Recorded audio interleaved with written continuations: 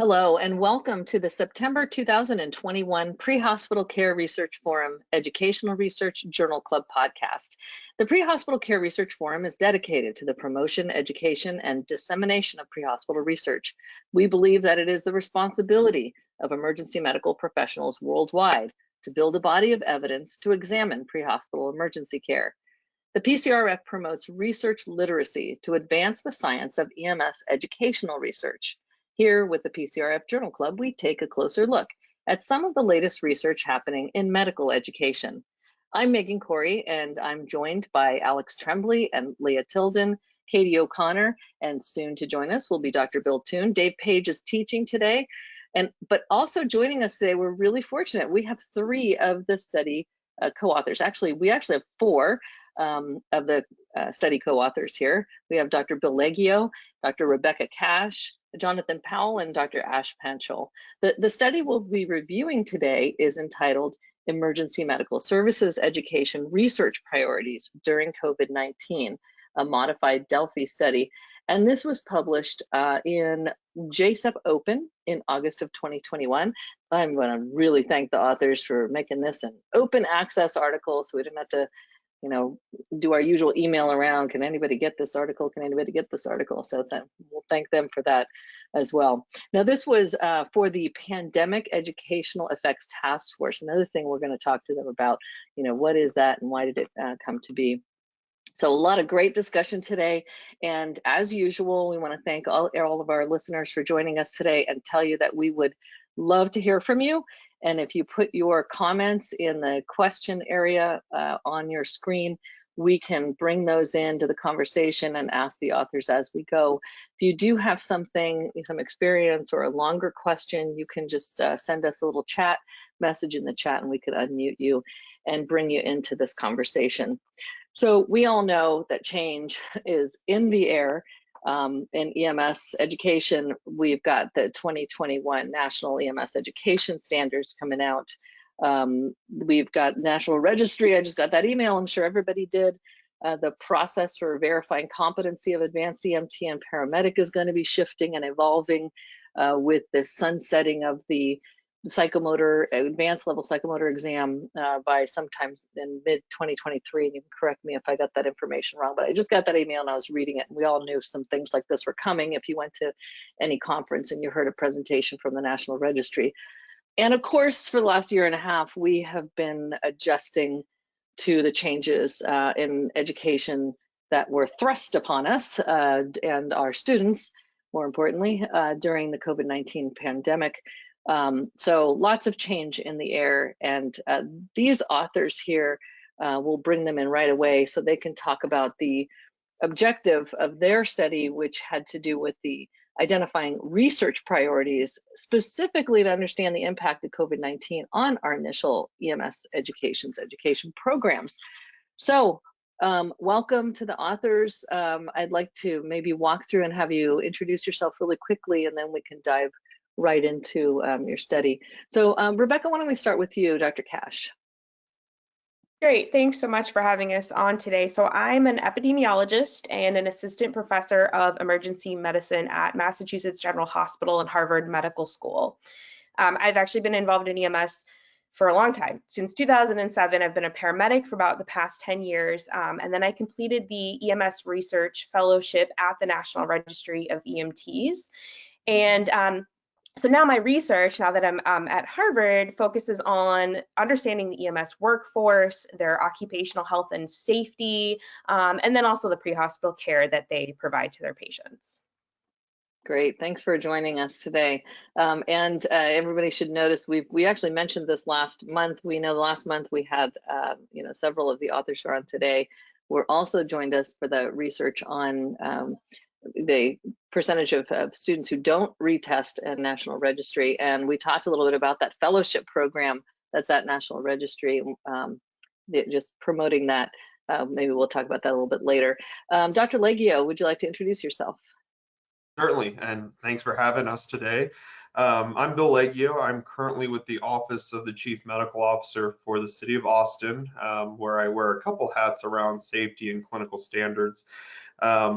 I first want to thank Dr. Cash for letting me talk her into helping to support this and take the lead on this study. So thank you for that. Previous to this role, I was faculty at Creighton University and paramedic program coordinator there, and I am part of the degree completion program at Lindenwood, and I'm currently the VP for NEMSI as well. Happy to be here. Thanks. Great. Jonathan Powell, you were with us last month, but would you like to introduce yourself? Absolutely, and it's great to be back. So my name is Jonathan Powell, and I am the Commonwealth of Virginia EMS Research Scholar at the National Registry of EMTs. I'm a paramedic, originally from Alabama, with a history of working in rural and urban systems, as well as being a former EMS program director.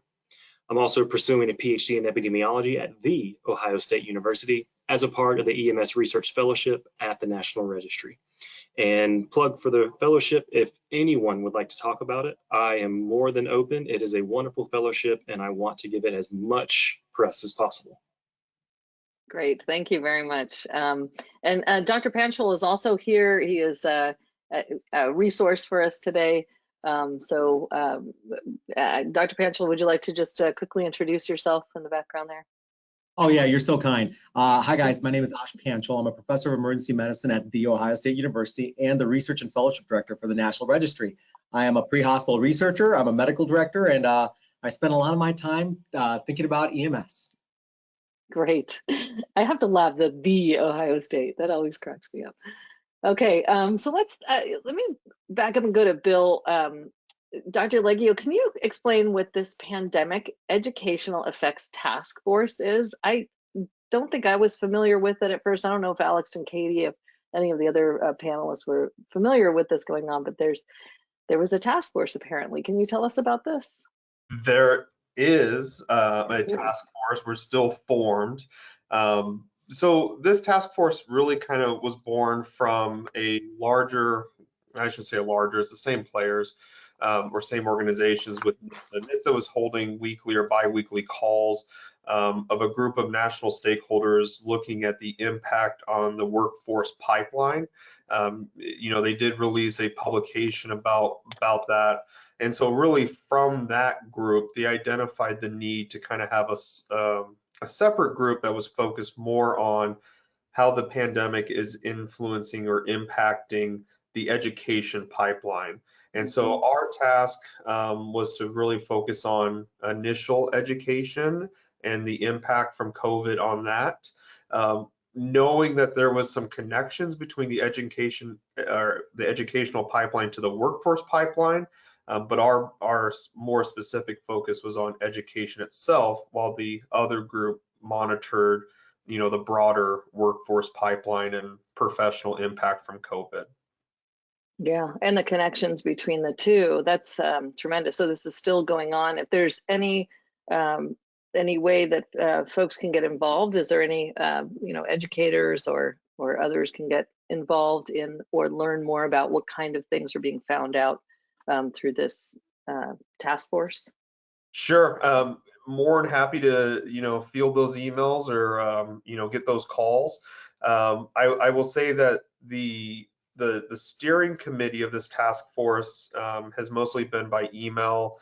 At this moment, we've really kind of transitioned to leveraging the research aspect of the task force led by Dr. Panchal. So that's really kind of where most of our energy is at right now, and trying to lobby for support and actually investigate the priorities. Based on the study we're talking today, we really viewed this study as providing our research team a roadmap moving forward. So if any millionaires are out there and want to make a donation to fund some of these, more than happy to have that conversation. Great. Well, thank you. Thanks for coming today. So let me go over to Jonathan. So we have the objective. You wanted to identify research priorities to understand how this pandemic is going to affect initial education, knowing that ultimately this could have downstream effects to the health workforce, which I think we're already seeing. So tell me, how do you, there's many ways when you come up with a research question, there's many ways to do this, right? Well, we could do it this way, we could do it this way. Well, how did you choose this, and what is a modified Delphi study? Yeah, so essentially we wanted to identify a way to understand the thought processes behind the stakeholders and behind their representatives into what we need to study, what we need to devote time, effort, and resources into. So the modified Delphi study is a way to get those opinions moved from an ideal situation down to a situation grounded in reality, so that we can take our pipe dreams and then discuss those dreams, discuss exactly how feasible and important those things are, and then come together with a final list that we then get consensus on. So it's that consensus that was important to us, because we wanted to make sure to present data, present research priorities that were agreed upon by the stakeholders. So for those who are critics of consensus building, what are other ways someone could do a study like this that wanted to get at objectives, and why maybe did you say now consensus building is what we want to do? And incidentally, I just put up the slide of table 1, which showed the stakeholder organizations involved in the task force, and I think you selected the stakeholders by asking each of these associations to identify a person who could be on the task force. Is that correct? Or involved in the study, be a participant in the study? So let me jump in there. So the task force members were identified as part of this sort of larger panel, and then they were allowed to elect essentially whoever they wanted to have as a representative. Bill, I don't know if you want to chime in more about that. No, I mean that's the truth. We didn't publish. We focused on the organizations, not necessarily the individuals, though, as discussed in our limitations, the individuals that helped us reach the consensus, were really representing themselves, but put forward by these organizations. And I think it's important to kind of pause and look at this list and really applaud these organizations. For those of us that have been involved with national work or following national work in our profession, when was the last time we saw a list like this that actually came together on consensus on a topic? And so I think it's important to pause and give thanks that we actually see such a robust list reaching consensus on an important topic in our profession. So I just want to pause and point that out. Yeah, and we have, for anybody who's not seeing a screen, we have Ambulance Association, American Ambulance Association, ACEP, CAPC, COA, EMSP, International Associations of Firefighters and Fire Chiefs, and then the National NAEMT, NEMC, NAEMSP, NASEMSO, NHTSA, National Registry, and the National Volunteer Fire Council.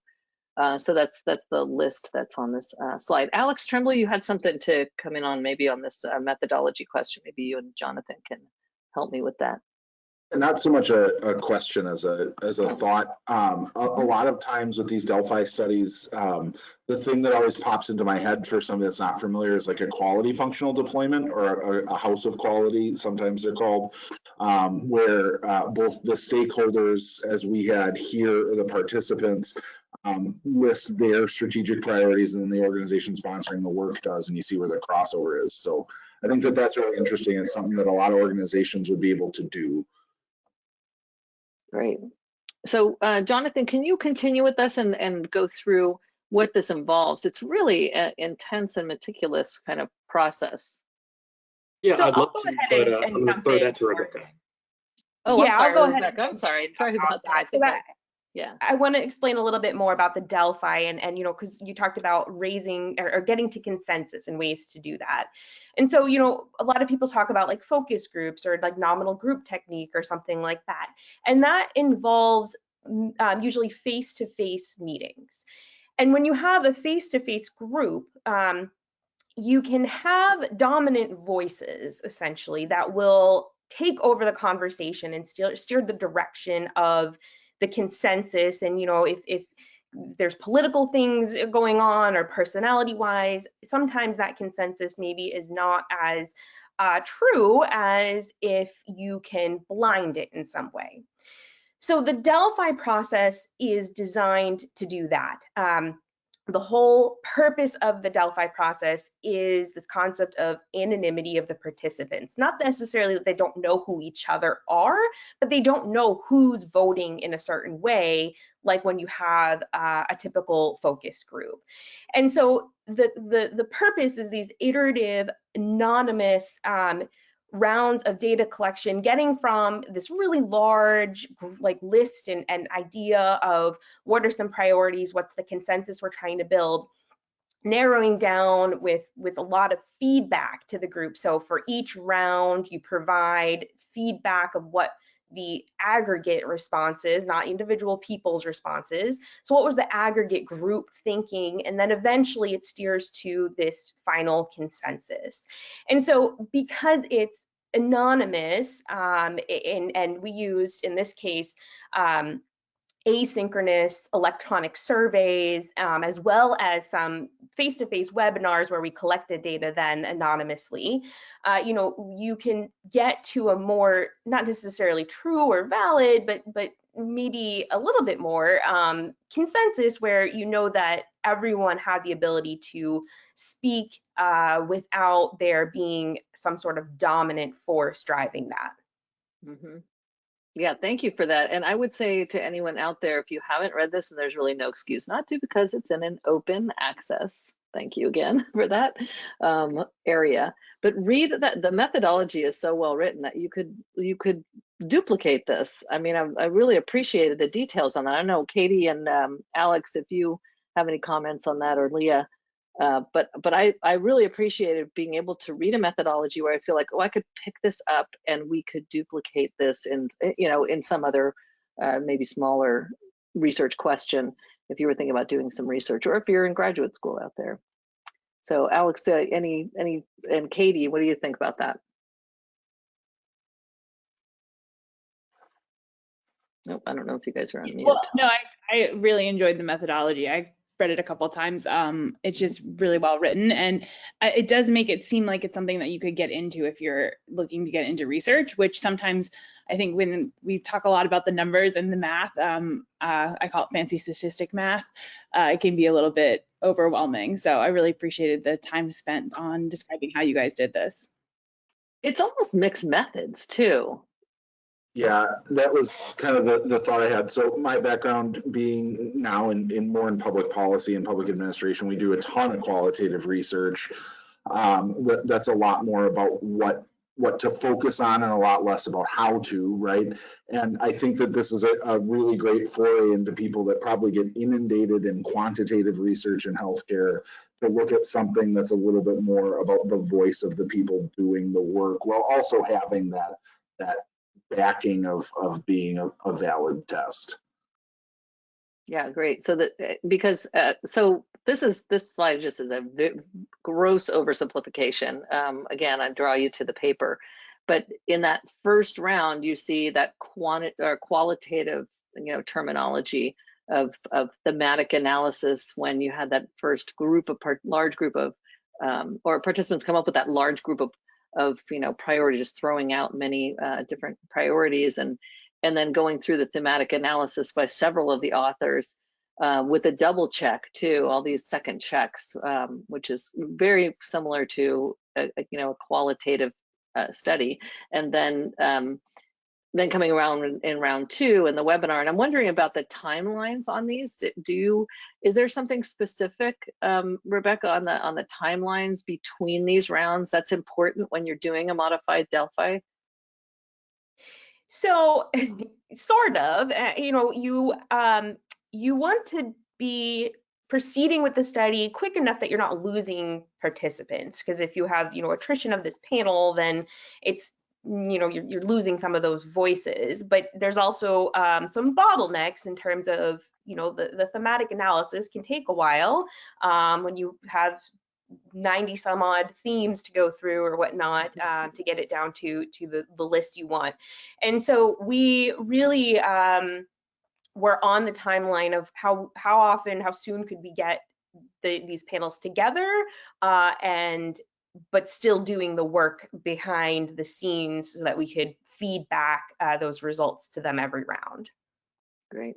And then you had the list presented to the panel in a webinar in round 2. Then we get more quantitative here with rating these existing priorities on a Likert scale. And then the calculation, tell me about, one of you can tell me about this calculation that is this standard? Is this something that you came up with where you had the weighted importance score? Was you put more importance on the mean importance than the mean feasibility because some of the participants didn't have a background in research? Is that right? Essentially, we realized, especially with some of the discussions with the panel, that they were very familiar with the importance of all of these priorities, all these themes in terms of the educational community, but maybe not as familiar with how would you go about answering these questions in terms of like the data analysis that would be needed, what kind of data would need to be collected, is there even a data source out there that we could use, or would that be primary data collection? And so we chose to focus a little more heavily on the importance, leaving the feasibility still as a factor, but less importance to the feasibility, because that as a research team, we could also deal with in the back end. Great. So we have this score then, and then that's taken to the ranking of the priorities. So now we're moving from listing and rating to ranking them.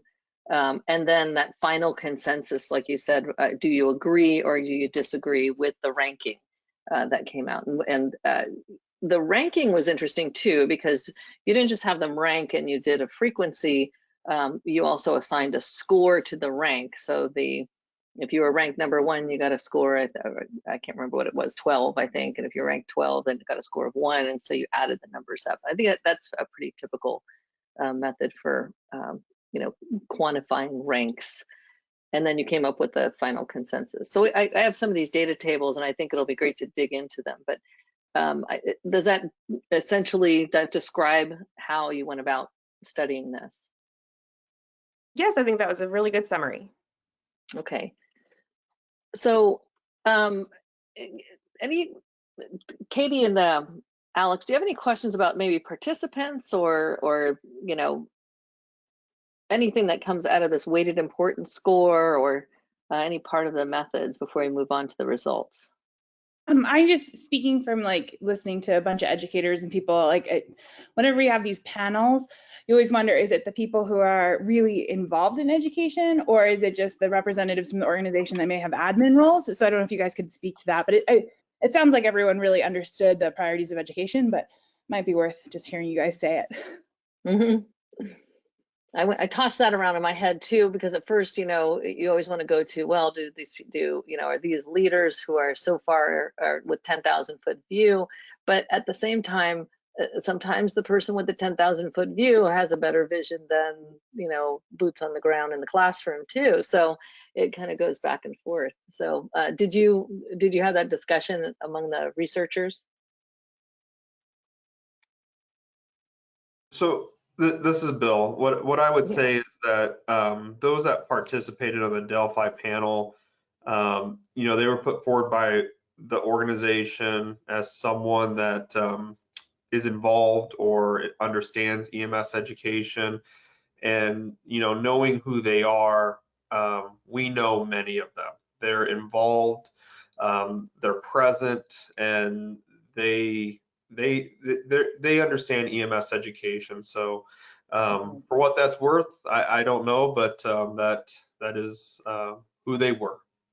Yeah, and I do think, like Katie said, the priorities came out, very similar to what I think you would have if you asked, a bunch of educators too about the same thing. So really interested in this table too. If one of you can walk through it, and I don't know which one of the researchers would like to walk us through this first table, which was the ranking of the research priorities by weighted importance score, and this was done during that 3rd round, right?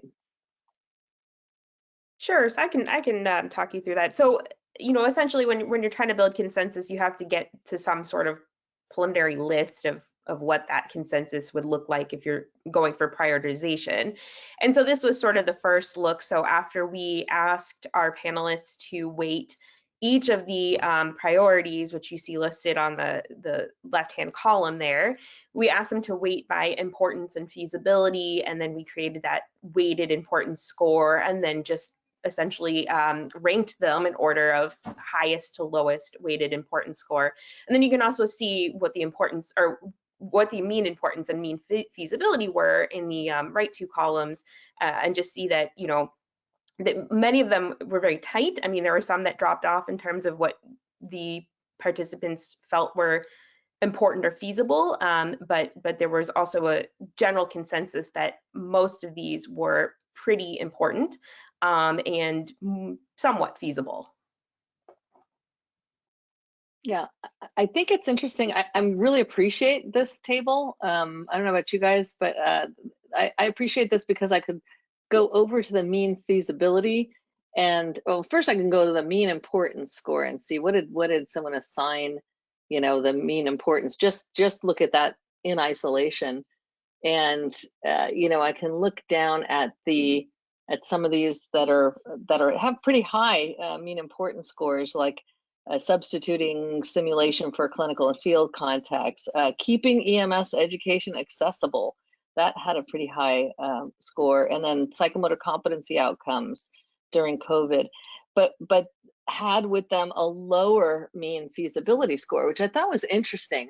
You know, maybe that meant, you know, they're looking at this saying, well, how would I ever get at that? How could I ever draw that association between, you know, psychomotor competency and whether or not it was, you know, COVID, you know, related to the educational changes during COVID.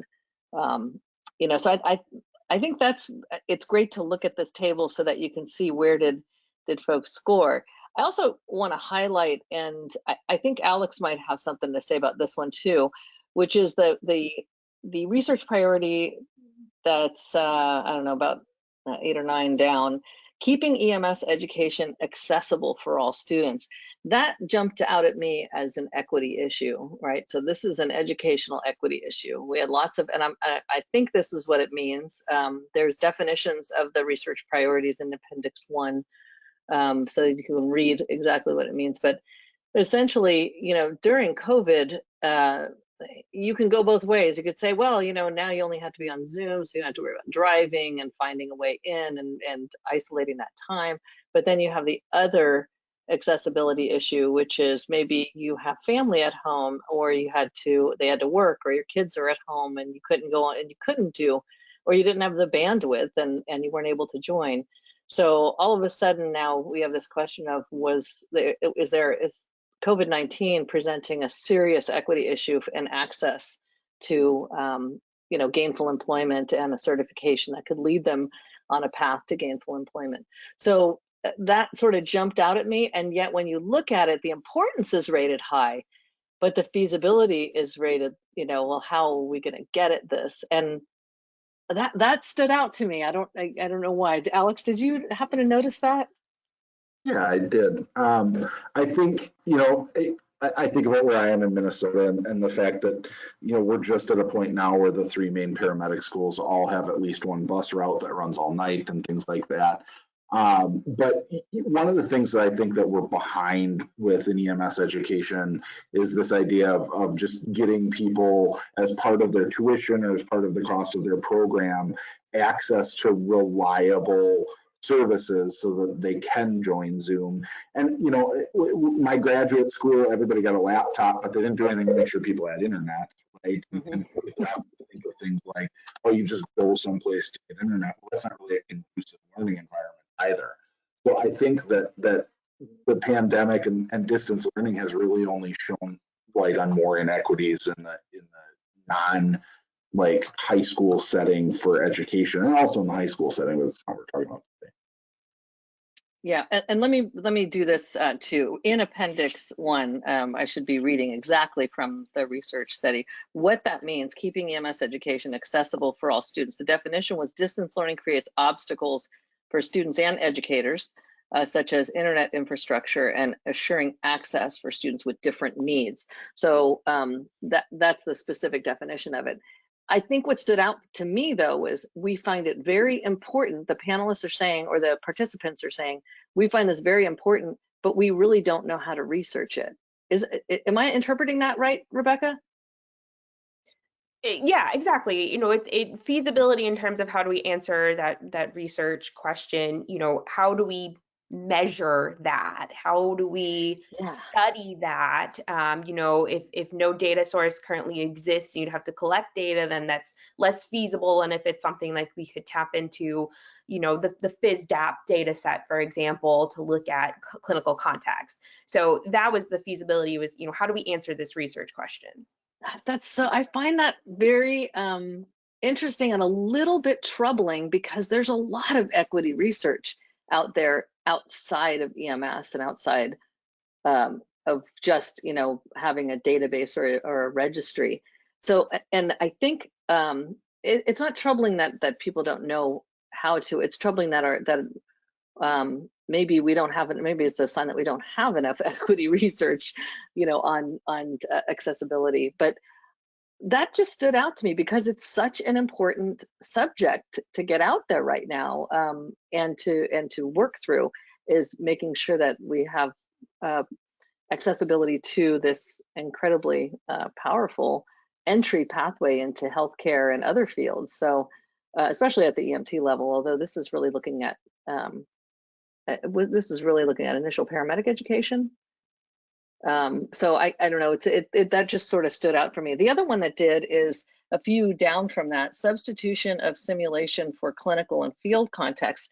Another one that came up as important with a 3.5 on the mean importance score, but a very low mean feasibility score. And I have to say that really surprised me, because nursing has a lot of research. One major one that was a randomized study that was, you know, published many years ago, that led to the national, you know, associations to say you can substitute up to 50% of your clinical time with simulation.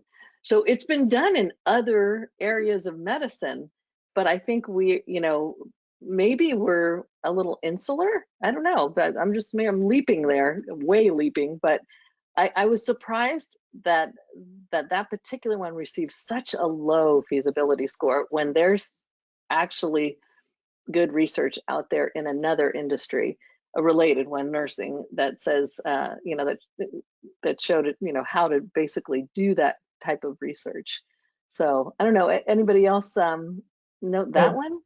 So Megan, go ahead, Bill. Yeah, I just want to clarify one thing. This study is not limited to only paramedic education. We were very intentional to keep it broad to all initial EMS education. So, you know, in our data collection and our questioning, we never specified paramedic or EMT. It was always initial EMS education. So I just want to throw that out there as a point of clarification. Yeah, thank you. Thank you very much. But I think what you're discussing, you know, with the importance versus feasibility is a really important point, because there's almost a study within this study, right? Of what are the barriers that are influencing feasibility.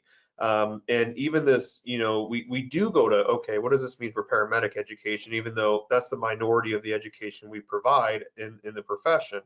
And Rebecca hit on this a little bit of, there are inequities in data collection. I mean, there are states out there that collect zero data on EMT courses in their state. And so part of that feasibility isn't just, you know, asking how do we research this? Part of the feasibility was also, can we even research this? Is the data out there? And then, as Rebecca said, you know, prospective versus retrospective, you know, data, and you know, it's a lot of work to be prospective.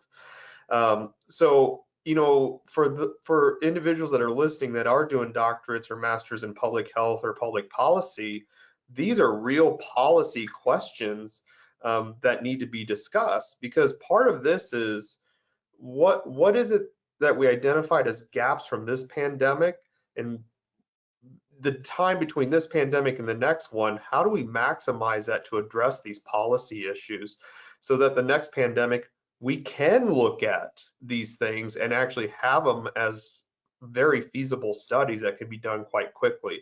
So I think there's a lot of thought within this, and I think that's what we're exploring right now. Yeah, and just to add one more thing, Bill, because I love what you just said. This is Ash. One of the other things you have to think about is this group who got together really wanted to be timely. They really wanted to think about a research agenda in the midst of the pandemic to support our educational infrastructure. Now, that's an important concept because that's not normally how we think about in educational research, but we have programs getting shut down just because they don't have the infrastructure, the ability to do this. So now go back to one of your other things here. Think about educational availability or simulation availability. How can you assess a full population when a bunch of your schools are already shut down and you can't even get the data, right? So the feasibility is impacted by the timeliness of the work you want to do too, right? And so all those kind of considerations, because these people are very well informed, and they actually did a great job of really thinking about all the struggles that you may have to try to define substitution of simulation for clinical field contacts. That means that you need to know how many clinical field contacts are doing at baseline, how many clinical contacts are they having at baseline, what simulation pieces will replace for what and to what extent, and really having that concept, right? Of course, I think we could do this if we submit a grant and put it all together, but in the time of what you need to get done in the pandemic, when we're already stretched, now we're talking about how we get together the feasibility for the idea. That's a great point. And I think probably the shortage alone is the issue that's the most, dominant in people's minds, and accessibility and other things about the specifics of who's coming to the table, who's able to, probably takes a little bit of a backseat when you're on a timeline. I can see, though, things like impact of program changes on future employment. There's so many variables in that, so that I can see why that might receive a very low feasibility score. I was just surprised at those. I do want to encourage people that are part of a college, if you're part of a community college or a state college, or in particular, I know the community colleges for sure have database that they report disaggregated data, so you can disaggregate your class outcomes by all the demographic features, whether it's race, language, gender, age, group, whether they're a single parent or not, their socioeconomic status. So get in touch with your offices of research if you want to do any of that disaggregated data. You can do it by the course level, usually by the program level. I think that is going to be extremely important in the future here, and it's data that's out there. I don't think a lot of maybe your folks that are working in the classroom or that are even new program directors know that that's actually there for them within your own college. So I think that's going to be very important going forward, comparing pre and post COVID. Let's see. So let's move on then, unless you have anybody else have any questions or comments on this table 2. Really fascinating table. So I think I liked seeing all the details. So now we're moving on to the final ranking. So this is done, I guess, in the 4th round before you did the final consensus. So Rebecca, can you walk us through this table and how to read it? Yeah, so this is essentially what we did was we asked every participant to rank, right? So to put into order from most to least important and feasible. And then you have to sort of quantify that. And how do you do that? And so what we did, like you had mentioned, was we assigned point values to each rank. So if they ranked it as the most important thing, then that got the most important points. And so you can see here the sort of distribution of how many people ranked each priority by each sort of rank, right? So 1 being the top rank, and there was 5 people that said pre-hospital internship access was the most important priority in this list. And so we had specifically picked 8 of the, I believe, 27 total priorities that were derived by the group, because at some point asking people to rank 20, even 12 or more, things, that becomes just a really big cognitive burden. And so we We just limited to the top 8 based on our preliminary prioritization, and then this is where the rankings came out. Once they did that ranking, we totaled those points and then we put them into rank order. And we also calculated the percent that were in the top 4. So how many people said that this priority was in the top 4 of the ranking, because that's sort of a little gauge on how well did we do at the consensus building. Great. So where does the number, is the number 12 just sort of the standard number, or do you just kind of figure, okay, anything beyond, ranking anything beyond, 10 or 12 does that have sort of a basis to it? Yeah, I mean, general consensus is 10 or 12 is pretty typical. You also, when we did this in a survey, and so you don't want to put it beyond more than 1 page, because then people have trouble thinking about, which one did I do for the first one and whatnot. And so we just sort of settled on this 12 and then presented these 8. Yeah, because I've done those before, and I definitely I appreciated that line in your paper about the cognitive load of trying to rank and having to go back. Did I rank that? Is this more important than this? Are these two similar? You had a comment about similarity between items. At what point do you get through that? That's in an earlier round, right? When there's too much similarity between items. Correct. When we had the initial list of all of the, sort of spitballing, brainstorming from the panel, we did thematic analysis to then, say, well, this theme is this gap, this priority, whatnot, is really similar to this other one, and is there some way that we can group them together? So by the end, the whole point would be that they're distinct, though we did have one participant who disagreed with the final list and noted that they felt that there was some overlap in the priorities still. So not that they didn't agree with the list that we had, but just that they didn't think that it was as specific as it could have been. Yeah.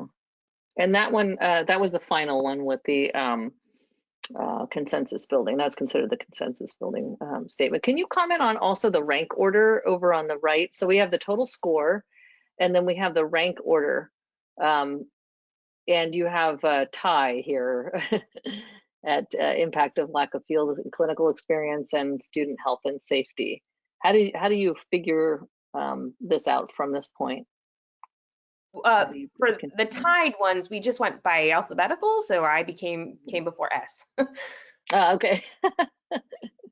So then I believe I've got the what's the next one? The bottom line, basically. With the top 4 research priorities identified as pre-hospital internship access, the impact of the lack of field and clinical experience, and again, all of these and more, all of the items that you came up with, and I from one of the rounds, I can't remember which one, each have a definition within the rationale within Appendix 1. All the research priorities identified by the panel are actually listed, so you can see what the description is. One of the things that stood out to me too, just getting to that appendix, was faculty availability, structure, and size. Understanding of the faculty, demographic, size, and structure of change from pre to post pandemic. It didn't come up as one of the top priorities, but it dawned on me too that a lot of the faculty are also current healthcare workers, and who are working lots of overtime. So and the impact of that on it's all connected, right? So we have pre-hospital internship access, impact of lack of field and clinical experience, student health and safety, and EMS education program availability and accessibility as the top 4 research priorities. So then where do we go from here, and where will you as the team of researchers go from here? Yeah, so that's a great question. I think Bill can tell you a little bit more. So we have already delved into trying to study some of these. This is obviously setting priorities with the purpose of then taking what we identified as these research priorities and actually putting them into action and doing research studies to answer some of these questions. Great. How about Dr. Leggio, do you have any comment to that, or Jonathan, do you have any comment to, where you think we should head next?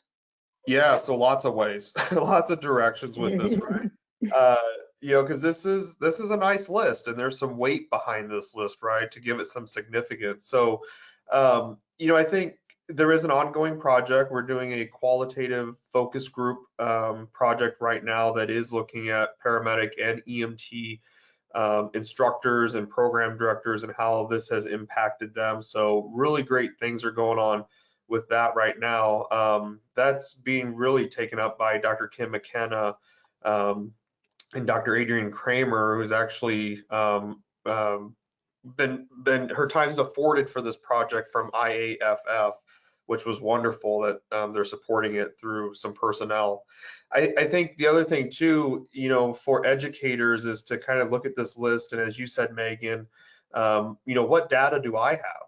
And maybe this is a project that I can do and I can publish. And, for students looking for thesis topics or dissertations, I mean, these sorts of things, these sorts of studies really give you validity to explain why I'm doing this project, right, to your chair or to your advisor. And so this is a list of dissertations and master's thesis just waiting to be done. I think stepping back and thinking about, we're getting back to conferences, these sorts of lists kind of help select topics, so that not everything is strictly COVID, but maybe what about COVID? So I think there's utility there for those of us that, are reviewing and selecting for presentations.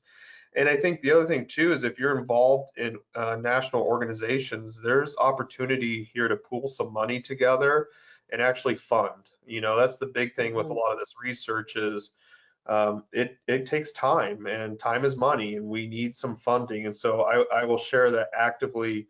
I've been pursuing some collaborative funding to help put some weight behind these studies, whether it's a national group that does it or scholarship and grant opportunities, based on this list. So those sorts of things are all happening.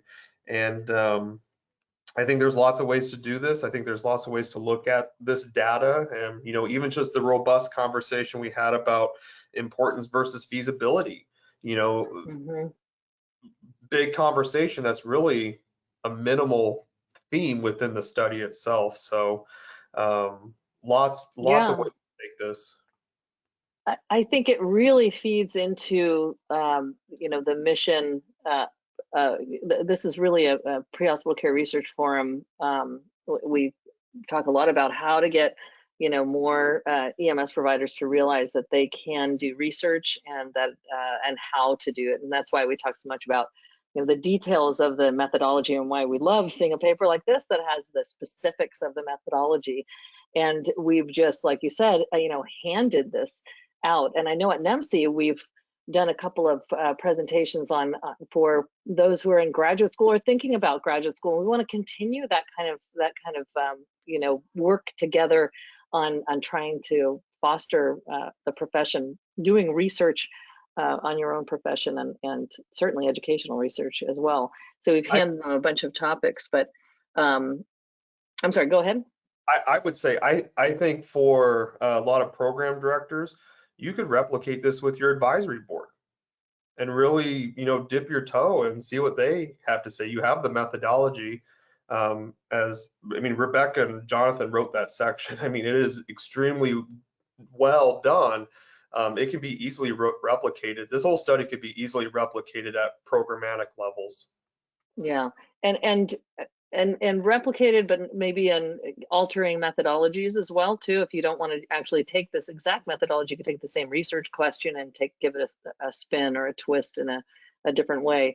I do think it's interesting. Katie was saying earlier that it's interesting that the priorities here are pretty similar to what we would have maybe mentioned, especially program directors, I believe at that level, would have definitely said pre-hospital internship access and lack of clinical sites or whatever might be up there. Student health and safety may have been highlighted more because of COVID, but of course equity has always been and definitely rising more. We do have Dave Page joining us now from straight out of the classroom teaching. Dave, I was just I'm talking so about, sorry I wasn't part of the beginning of this because I just love this study, and I'm so happy that Yeah. we have smart people trying to figure out what's our priority. I'm just curious here because we have smart people that are research designers that are on this panel. How would you turn this into action? So this expert panel says, yeah, we really have to figure out access to clinicals and whether a clinical alternative is actually going to help or hurt patient outcomes. So this question about simulation versus clinical is plagued EMS education for a while. So how do you design? So you're king of the world for a minute. Rebecca, Ash, how do you put together something that will really truly be about patient outcomes that will help us see if in fact we can use simulation instead of, and what setting can an educator that's listening to this podcast go, okay, if we combine these two things and capture this information, maybe we could move the needle forward. So I'm going to give you the epidemiologist's favorite answer. It depends. You know, I don't think there's not an answer. Like, there's not like one answer that I can give you for that, right? It really depends on what exactly is your research question? What exactly are you trying to answer?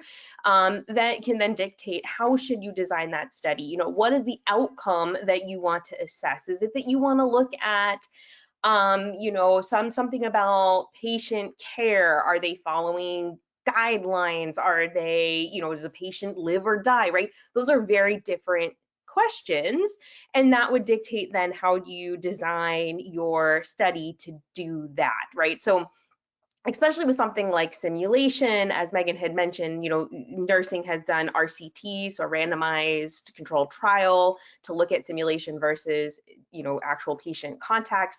That's possible. That's not really feasible for most people, right? There's a lot more that goes into it than just saying, well, I'm going to randomize some people and do this thing, which is why, you know, I'm going to throw out the pitch there that your friendly epidemiologist and, you know, researcher, even if not specifically in EMS, is a really good resource to lean on. A lot of people think that research is easy and then come to find out, you know, you didn't anticipate the million challenges you were going to run into. So lean on those that are around you that have, you know, a background with methodology, with statistics, especially with statistics, you know, to help you with those, with designing those studies. Yeah, and Hayden, I think it was the Hayden study. It's the National Simulation Study, longitudinal randomized controlled study replacing clinical hours with simulation in pre-licensure nursing education. That was one I was referring to earlier that kind of launched a lot of this, 2014, I believe it is, and the Journal of Nursing Regulation. But again, you know, that's a big, expensive study, and I think, like Dr. Panchal had said, this is a, you know, this is something where there's sort of an immediate timeline that people are thinking of, and but it's been done. And Dave, are we getting at will again? You know, do we have the will and the and the well, resources? right. And I think systems are beginning to be in place there. So you know, we have electronic patient care records that are tied to outcomes in hospitals, where some systems would be able to see changes in patient outcomes, perhaps based on educational models that were different.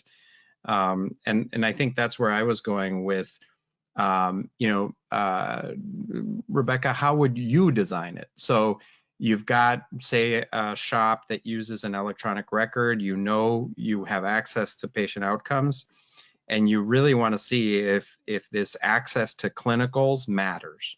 So you can't randomize a group to not get clinical, because probably an IRB is not going to let you, right? It's going to say you can't let students not have clinical experiences if you can get at them.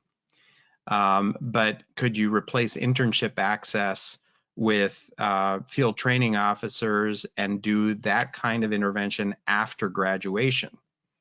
Oh, post-grad, yeah, or Mm-hmm. new So grad program. would a residency or internship or credentialing process by the medical director post certification matter? Because we can see people passing the exam without those internships. That may happen. That maybe has happened. But how can you build post graduate education to see if we can, manipulate the process and figure out how much less internship or clinical or live patient contact they need? I think Ash might have a comment here. Yeah, definitely. I think these are great questions. But right there, Dave, I think you had maybe 2 or 3 questions in there, which could be research topics, right? So really, when we look at this question, and especially for our listeners who are thinking about how do you design this topic or how do you design a study towards it, you have so many places that you can do this intervention, right? And using the example that you presented about simulation, you could start at the training level. How many simulation experiences from clinical experiences can I change or replace, and it's still okay for graduation, right? We don't even know that. Then you could take it to the next level, and you could just keep building on those components. And this is the whole concept, right? When it all is said and done, when we think about our educational processes, so much of it is anecdotal, what we feel is the best way to do these educational processes, but not these deep dives that say, hey, you know what? By experience and not just experience, but by research, we know this is the best way for me to train. Love it. And that's the point, right? That's where we need to all get to, where we can have the data to say, you know what, I can replace maybe a quarter of your clinical experiences because I can't get into intubations in the hospital, and you're still just as good because I have the data to prove it, rather than us just doing it randomly. So here's my challenge, because I 100% agree with you, and I'm not sure that I love research, but I'm not the world's best researcher.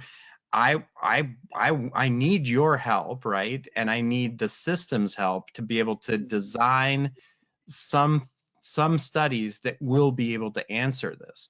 And I think maybe where we're stuck is we know that some of these priorities have been laying around for a while, but we need some roadmaps for would-be researchers or novice researchers like me to say, I could do that. I could actually take my students and put them through this process, or put this process in place at Alex Tremblay's ambulance service and say, hey, let's see if this really mattered.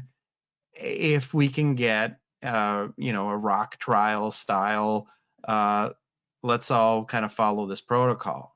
The question is, can we find ways to design this as a community and then have roadmaps for people to follow? Because I think this listing priorities is great. I think this is really valuable, really important. And the next step would be, show me in action how I can contribute to this to answer these questions, right? No, yeah, and the thing is, that's how you build that roadmap, right? You build the roadmap by showing that these gaps exist. You identify all the holes, and you identify funders willing to support you as you go through this, right? The rock trial didn't happen till we had a bunch of papers which said cardiac arrest is a real public health risk and people are dying and we're doing diddly about it, right? That's what made it happen, right? And so this study is really putting down the groundwork to say, hey guys, there's huge educational problems that we've identified in the pandemic, and for the future of our success for our students need to be addressed. So now who's our target audience? Is it just us, or is it NHTSA? Is it FEMA? Do you see what I'm saying? So we can slowly start putting together the armamentarium that we need to make the cases to get the funding to do the work that has to be done. I think you're right. I think to start putting together platforms where we can bring people together is another aspect of that whole concept. But it's a lot of good work to be done. And so with that being said, another huge push, right? We have a great training program which totally pays for EMS professionals to become epidemiologists. And that is another huge part of this whole thing. We need people to get trained up to lead these huge studies, be the Rebecca Cashes of the future, because Rebecca is the one who's going to carry this torch. And that's the whole point, and that's the next phase for our growth as an educational research community. You know, I can't think of a better place to end to end this podcast. Thank you, everyone. It is the top of the hour, and it is time. But what a great piece of research. Please, everyone out there, pick it up, read it, and start thinking about the future. Also, remember, you have organizations to help you. We've got the fellowship at the National Registry. You've got NEMC and webinars and conference and all kinds of people to help at the Pre-Hospital Care Research Forum. Thank you all for joining us. We will be back. And so, first of all, actually, thank you to Dr. Cash and Dr. Leggio, Jonathan Powell, Dr. Panchal, Katie O'Connor and Alex for joining, and Dave Page for coming in here, Leah for helping us out, and the organizer, Jenny, and everybody out there. Keep it up. We're going to be coming back to you next month, fourth Friday, October 22nd, 10 a.m. Pacific, noon Central, with more Education Research Journal Club podcast. But you can come earlier on the clinical podcast, Monday, October 11th, 10 a.m. Pacific, noon Central. If you do have a question, comment, an article, you can email David Page at dpage@emsed.net. And thank you for FISDAP for sponsoring this. We will see you all next month.